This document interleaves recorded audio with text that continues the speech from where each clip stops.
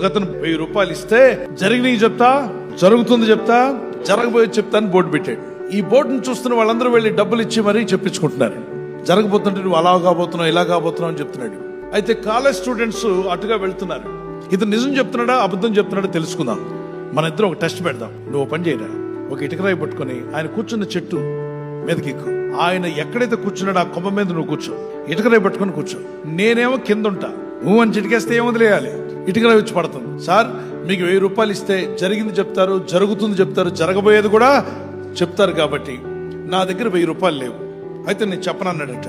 నాకేం జరుగుతుందో చెప్పొద్దు, కానీ నేను చిటికేసి అంటే ఏదో మీకు జరగబోతుంది, మీకేం జరగబోతుందో చెప్పగలరా సార్ అంటే నాకేం జరగబోతుంది, నాకేం జరగదు. అయితే చిటికేసి అనమంటారా?